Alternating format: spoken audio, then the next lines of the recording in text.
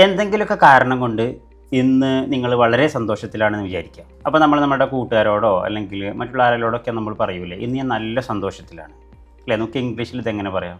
I am so happy, I am so glad. Okay, I am so happy എന്നോ അല്ലെങ്കിൽ I am so GLAAD എന്നൊക്കെ പറയാം അല്ലേ? Actually നമുക്ക് ഇംഗ്ലീഷിൽ ഇത് ഒരു സ്പെഷ്യൽ യൂസേജ് വെച്ചിട്ട് നമുക്ക് പറയാം. അതായത് I am over the moon എന്ന് പറയും.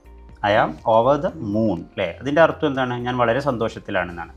അപ്പോൾ ഇന്ന് ഞാൻ വളരെയധികം സന്തോഷത്തിലാണെന്നുള്ളതിന് നമുക്ക് I am over the moon today എന്നൊക്കെ പറയും. ഇനി നിങ്ങൾക്ക് എന്തെങ്കിലും അസുഖം ഉണ്ടെന്ന് വിചാരിക്കുക. അപ്പോൾ നിങ്ങൾ നല്ല ക്ഷീണതയാണ്. അപ്പോൾ നമ്മൾ നമ്മുടെ കൂട്ടുകാരോടൊക്കെ പറയില്ലേ, ഞാനിന്ന് അത്ര നല്ല ഫീലിങ്ങിലല്ല, ഞാനിന്ന് അസുഖമാണ് എനിക്ക് അല്ലേ? നമുക്ക് ഇംഗ്ലീഷിൽ സിമ്പിളായിട്ട് എങ്ങനെ പറയാം?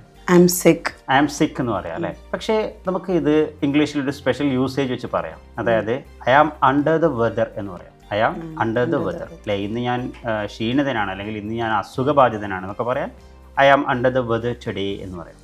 മനസ്സിലായല്ലോ? ഇനി നമ്മൾ എപ്പോഴും ശല്യം ചെയ്തുകൊണ്ടിരിക്കുന്ന ഒരാളുണ്ട് വിചാരിക്കുക.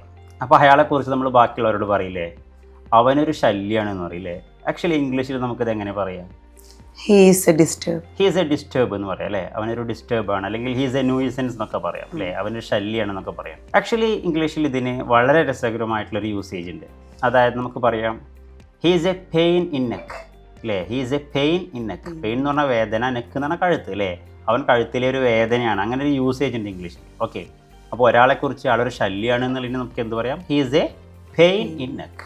ഓക്കെ, അപ്പോൾ ഇതുപോലെ നമ്മൾ നിരന്തരം ഉപയോഗിക്കുന്ന ഇംഗ്ലീഷ് വാക്കുകളുടെ യൂസേജസും എക്സാമ്പിൾസൊക്കെ അടങ്ങിയ ഒരു ചാർട്ട് നിങ്ങൾക്ക് ആവശ്യമുണ്ടെങ്കിൽ നിങ്ങൾ അക്കൗണ്ട് ഫോളോ ചെയ്ത് ഫ്രീ എന്ന് കമൻറ്റ് ചെയ്യുക.